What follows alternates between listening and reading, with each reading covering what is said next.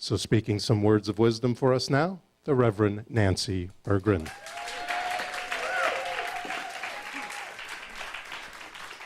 Wow, good morning. Aloha. One more time. Aloha. There we go. Yes, we know how to do this.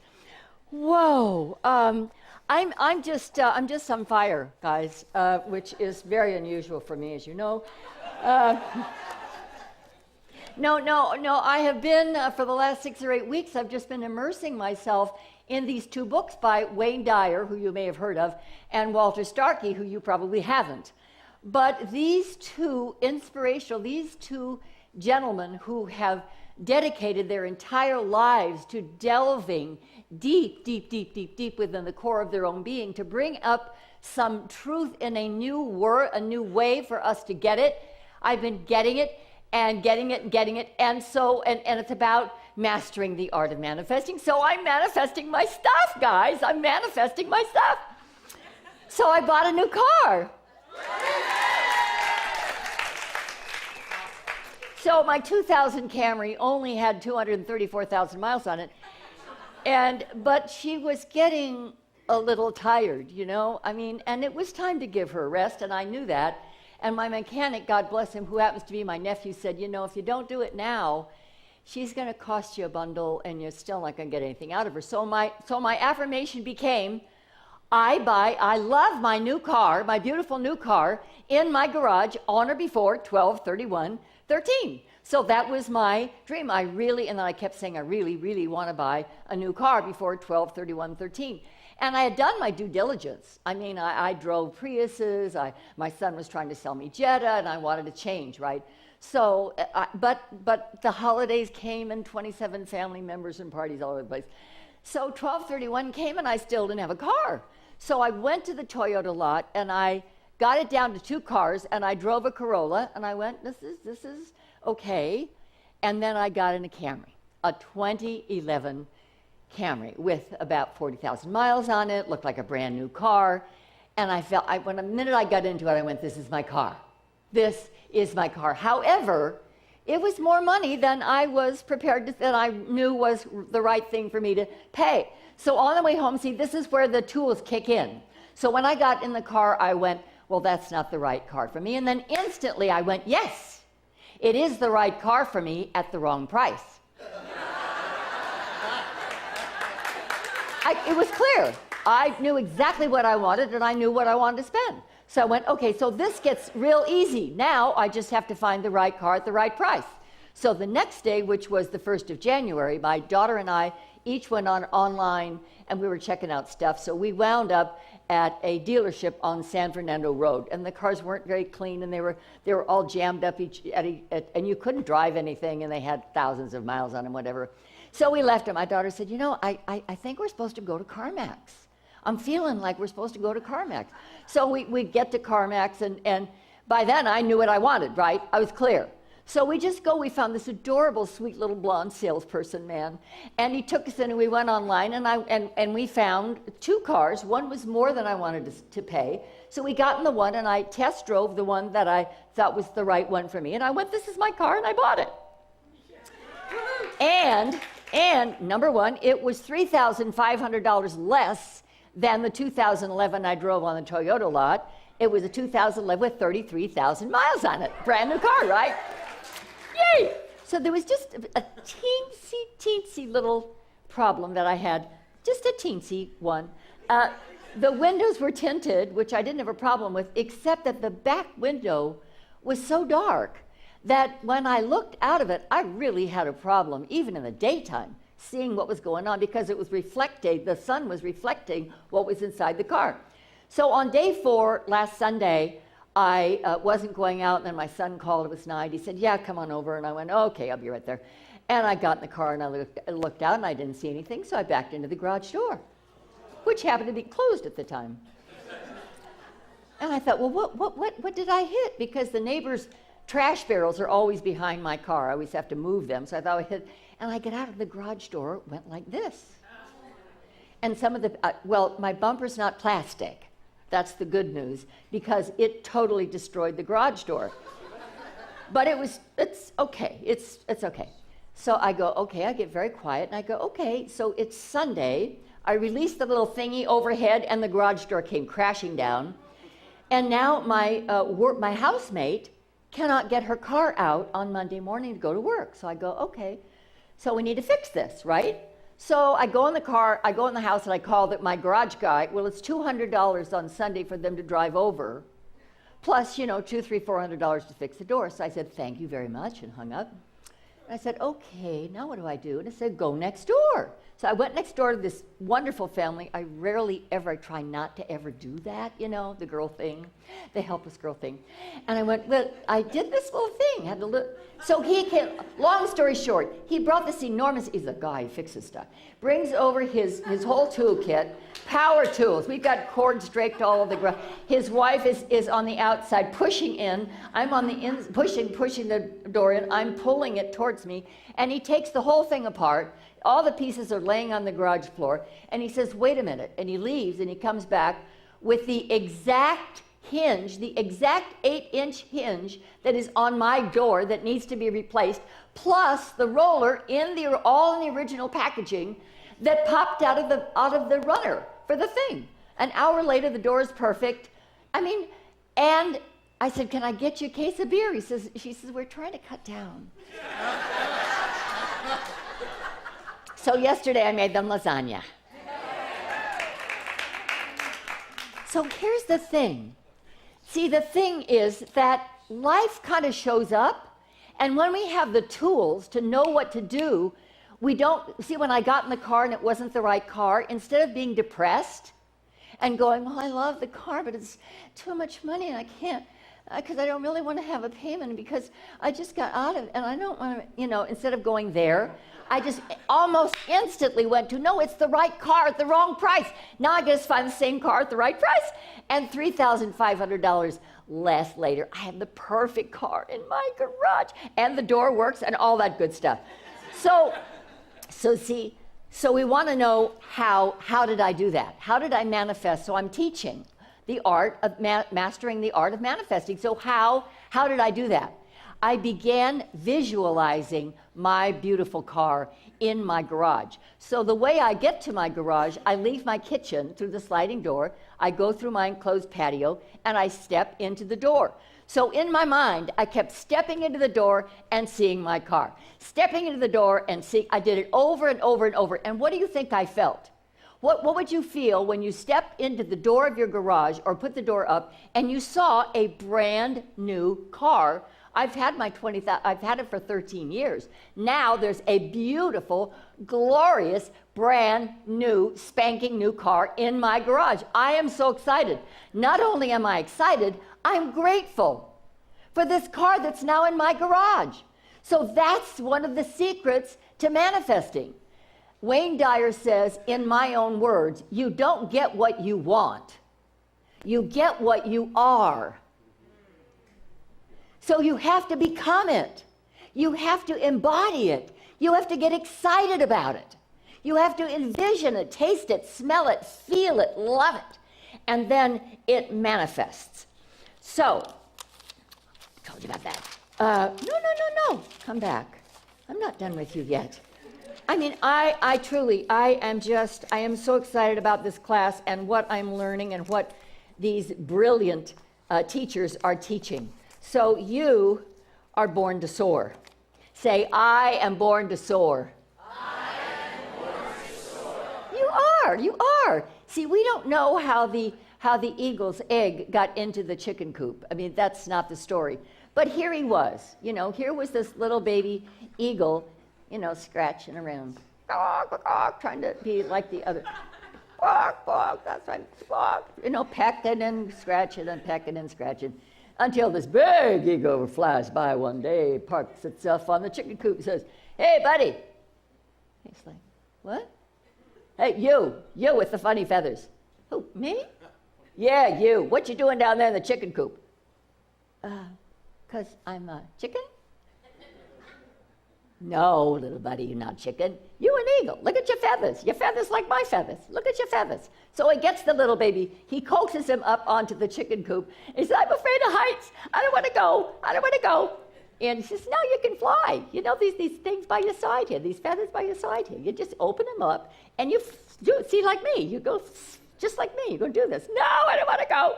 So he gets behind the baby and he pecks him till he falls off the thing and he makes a little bump. And he says, oh, what was that?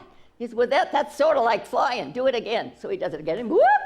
Oh, that was kind of fun. Okay, now just open them up and get a little air under there. And oh, I'm flying. See, you're not chickens. We're not chickens.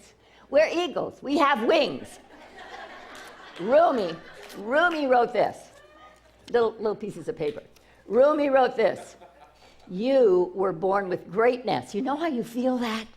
Sometimes I said, it's so big inside. Sometimes I think I'll just explode. He wrote, you were born with greatness. You were born with wings. You are not meant to crawl, so don't. You have wings. Learn to use them and fly. Isn't that what we want to do? Take that love, that energy, that life, that joy that bubbles up in us and fly, take it out into the world in some way that we've never done before, maybe no one's ever done before, and just fly, jump off the ledge and soar, just absolutely soar. But we need the tools. We need the practice. It takes discipline and it takes persistence and it takes the support of like-minded people around you who keep going, yeah, you can do it. You can fly. Absolutely, you can fly. So, when we are asked to give up everything that we have believed to be true about ourselves and to step out into the unknown, see what it boils down to, is it more important for us to be comfortable in our city, the city of our content, somebody wrote that, in the city of our content, or is it more important for us to step off the edge into the unknown and discover the more that's waiting for us? This is not all there is, guys. Not for me and not for you. We're standing on the edge, the threshold of our next evolution. And it's calling to every one of us, and we can feel it. We can absolutely feel it. And it feels sometimes like we're dying. And that's what they say. We have to die to who we think we are, who we've believed that we have been, who we've come to believe that we are, in order to create this new being out of the nothingness, out of the God self that we all are. So my class on Tuesday, so the bottom line from last Tuesday was this.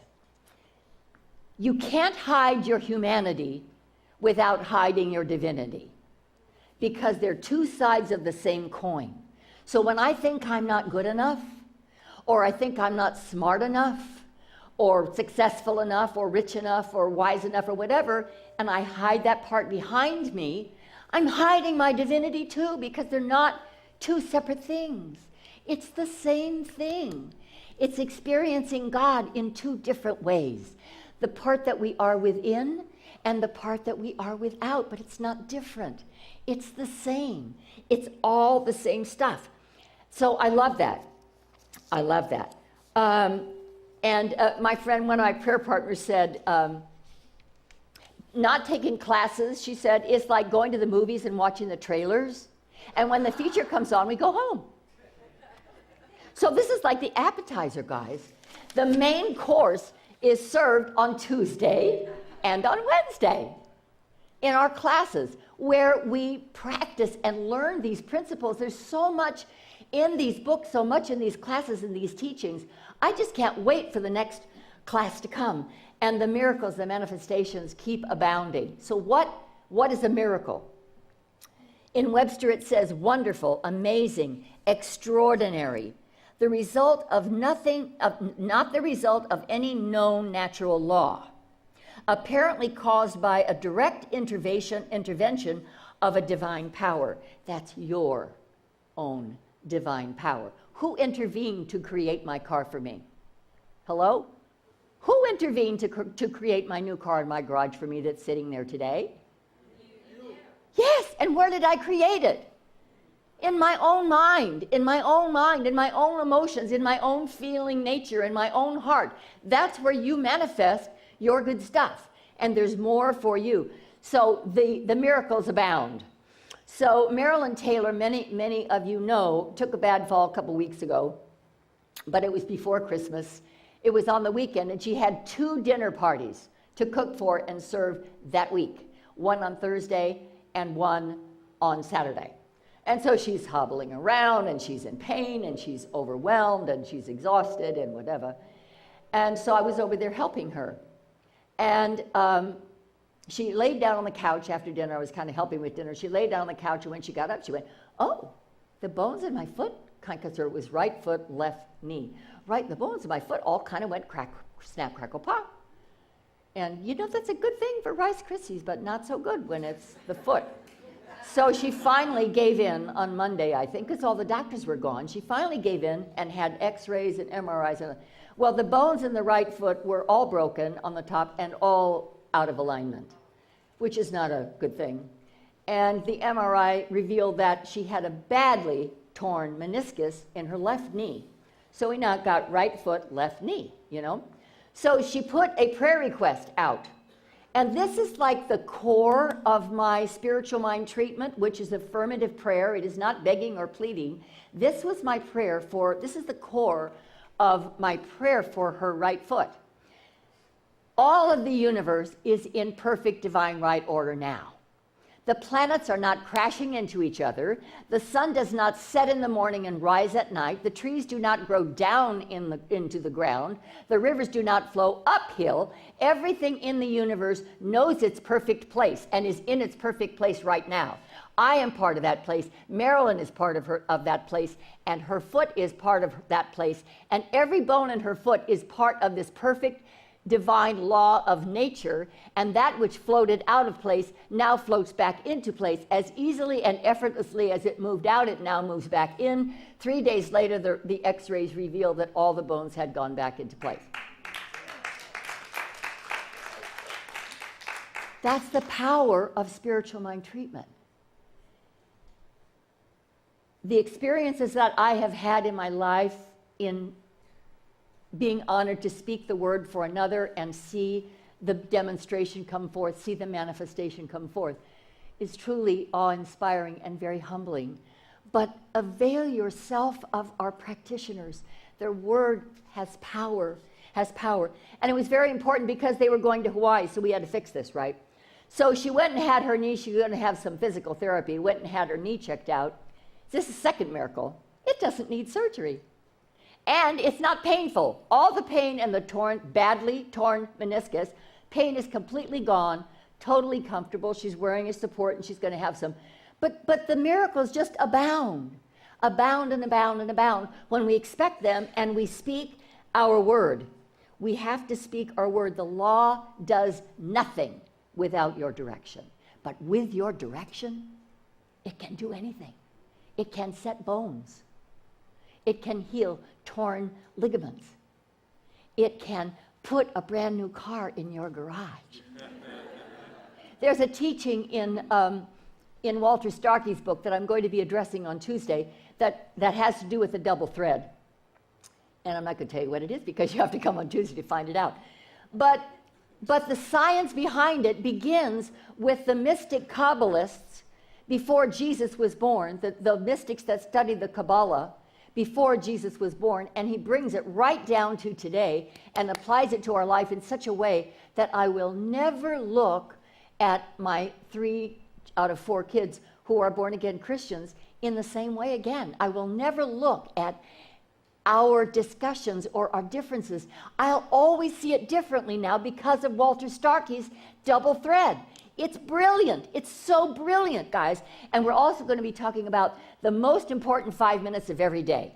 Your most important 5 minutes of every day. Then we're going to meditate to the actual sound of the name of God that was also created by the Kabbalists before Jesus was born.